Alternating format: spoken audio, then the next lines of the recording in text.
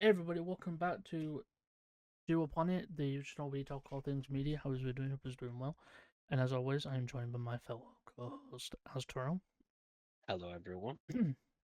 And today, guys, we're going to be reviewing episode 5 and 6 of uh, Percy Jackson and the Olympians season 2. We didn't review it last week. We didn't review episode 6, no 5 last week Bye. because we ended up watching Stranger Things early, and we normally would have I was ill. reviewed it, and Will was ill. But yeah, enough said about Stranger Things because we'll end up going down a rabbit hole. Um, Yeah. don't get started because we've had it all fucking week. Um, but yeah, we are going to be reviewing episode 5 and 6 of Percy Jackson. Will do his breakdown, and then we'll get into the actual review. So go on, Will. All right. Forewarning before the breakdown happens. One, I'm still ill. Two, this is a Tyson Light episode, so immediately it's a 1 out of 10 for me. But this episode is entitled We Check In to the CC's Spa and Resort. You'll probably, hopefully, remember. See, episode 4 ended with a ship crash. Percy and Annabeth have been whisked away to Circe's resort. Circe being one of the witches in Greek mythology. Uh, we get to see a Spartan-looking gentleman charge out and attempt to pass the reef where a bunch of sirens have made their home. Spoiler alert, he doesn't make it.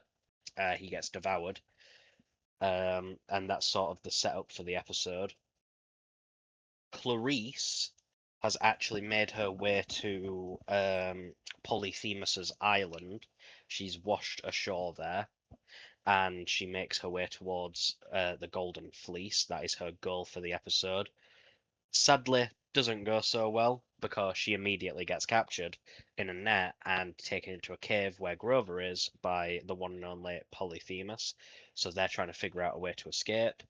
Meanwhile, our young gentleman, Mr. Walker Scoble, Mr. Percy Jackson, is going through trauma therapy, where his fatal flaw has been revealed to be that he is willing to sacrifice anything to save his friends, including Olympus, which doesn't sound like a fatal flaw to me. Olympus kind of sounds like it deserves to be burned. Annabeth's is pride, by the way. They don't really like, they make a big deal out of it, and she ends up like coming in clutch.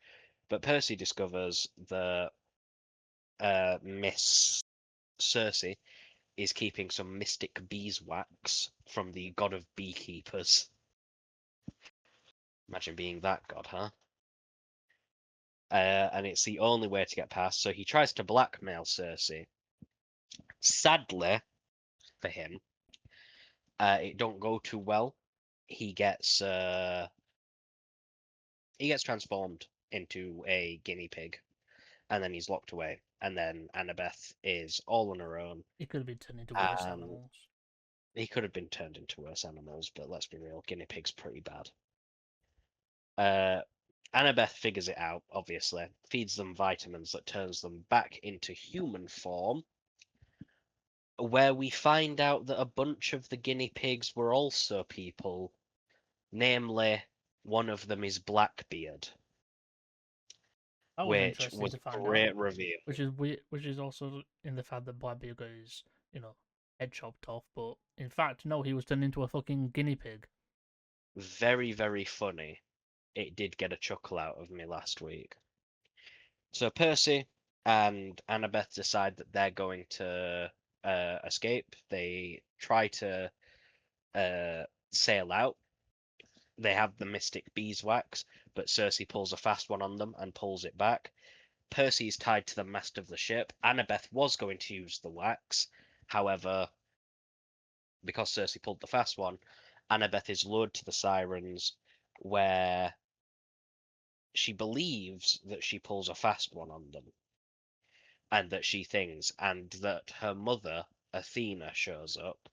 She doesn't in reality. Annabeth is nearly killed, but then Percy comes in clutch and saves her life.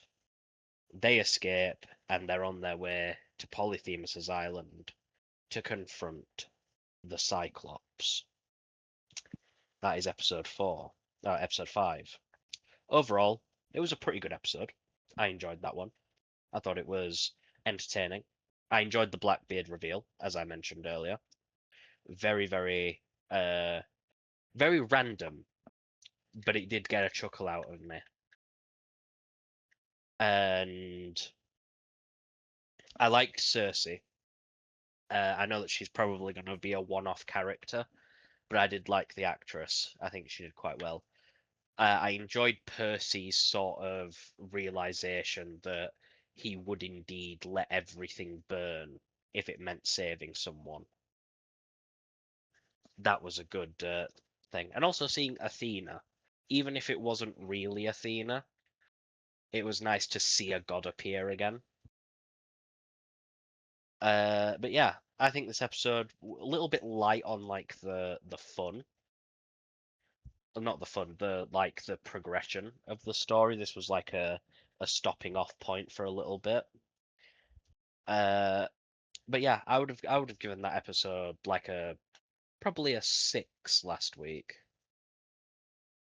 I don't know about you, Jordan. Um, it was a fun episode. Definitely a fun one, interesting one. Having that for most of it I was also wondering where the fuck was Tyson. In fact, he was under the fucking ground. Under water. I mean, I think he, I think it was a good episode. Percy getting changed into a squirrel was squirrel. Guinea pig was funny. Uh, the fact that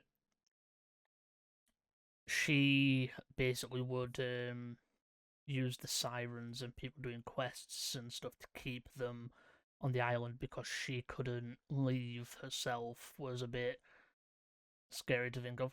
Also, we got our first glimpse of Athena, and the actress playing her, but it wasn't Athena. Obviously, it was one of the sirens messing with Annabeth.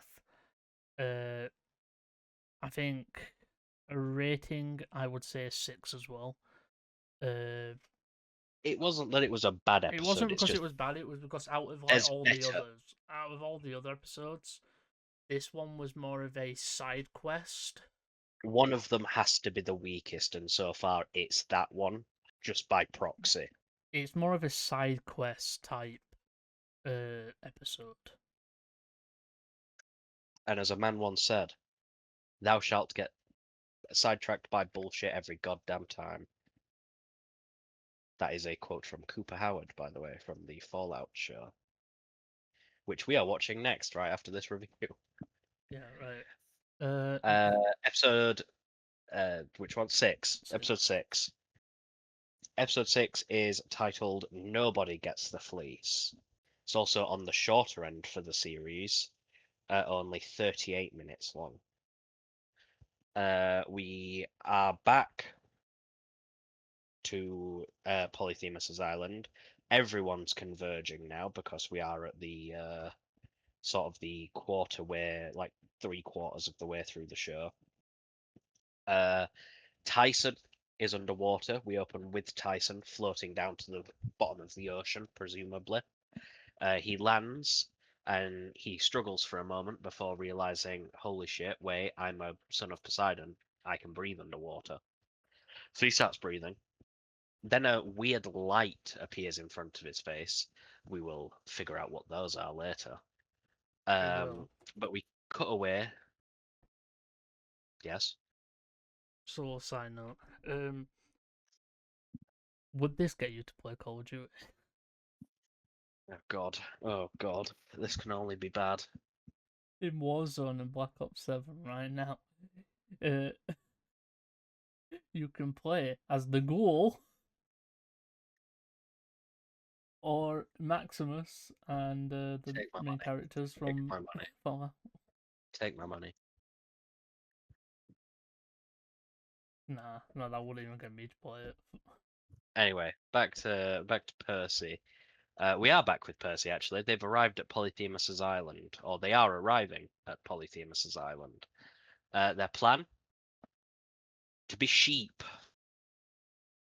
They spend about 20 minutes in this episode with sheep fur, wool. It's hilarious. They're running around with the sheepskin. I couldn't contain myself. I was chuckling my arse off, especially when he runs towards the tree and it's wiggling. It was hilarious. You had to be there. Little do they know, to quote another famous person, it's a trap. Um, Polyphemus has painted one of his sheep wool suit things gold, and they don't know it yet, but they're about to find out because as Percy starts rappelling down, Polyphemus is running towards Annabeth, who has figured it out, and she yells that it is indeed a trap. Percy falls into the cave with Grover and Clarice. They hug it out. Lo and behold, Luke appears. Luke is talking to Annabeth somehow. I don't understand the magic, but he's doing it somehow. I think it's isn't it? Would it be like the same way that his dad travels or something? Probably. He is the god of messengers. Uh, so they're like having their discussions and stuff. Luke actually arrives on Polyphemus's island. Uh, Annabeth is sort of duking it out with your man Polly, and that's when Grover finds the real fleece. Polyphemus begins running back to the cave. Annabeth slashes his ankle. She gets absolutely bitch slapped across the face. She goes flying. She's dying. Tyson appears, my G. Tyson's like, yo, Polyphemus, guess what? You're a little bitch. They fight. Tyson fucking body slams him somehow, and then they charge off into the ocean. Luke arrives. Luke pops his head in and he's like, "Hi guys, Annabeth's dying. I need the fleece to save her." Little bit of a confrontation between Percy and Clarice. Percy snatches the fleece, gives it to Luke. Luke places it on Annabeth, says that she'll live, scoops her up, and runs away, leaving them all to die. Until Tyson shows back up. Tyson gets them out. Percy and him hug it out. Percy's like, "I never thought I'd see you again, brother." And Tyson's like, "I always knew I'd see you again." They rush off after Luke, but Luke's sailing away in their boat. Clarice is like, "Good job, hero. How are we going to catch up with them now?" Tyson looks at her and goes, "Bitch, you don't know who you're talking to." Pulls out a fucking friendship bracelet from his dad and summons some hippocampi. End of episode. This one, much better. This one's a top tier Percy Jackson episode. Polyphemus, terrifying. Grover, hilarious. Percy, hilarious. Clarice, utter bitch. Tyson, my guy. I think that this episode is one of the best that they've done in the series. It had stakes, it had twists and turns, and it left us with some stakes for the future, which is important, seeing as we've only got 2 episodes left. Kronos is arising, and who knows what's going to happen in the future. For this episode, episode 6, I would give it I would give it a 9.5 out of 10.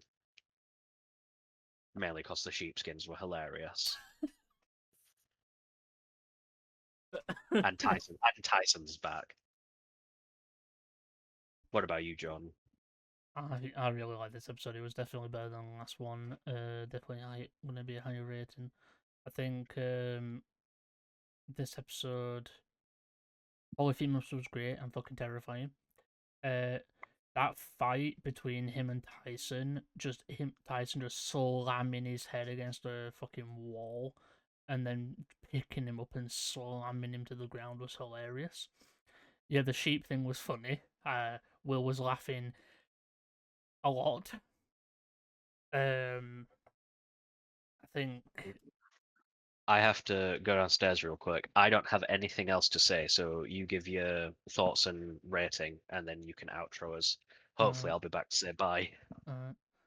So I think this episode was great. Definitely really fun. It was, I would say, probably like because we're getting final episodes. It's going to be interesting of how this season shows up. I think we are definitely probably gonna see the season end with Thalia waking up and her realizing that the prophecy that they've all been talking about isn't about Percy, it's actually about Thalia. Turns out she's the one of the demigods who will save her friends to destroy Olympus and stuff like that. We haven't seen Zeus yet. I wonder if we will shortly. I hope we do get to see Zeus. I can't wait to see how they've designed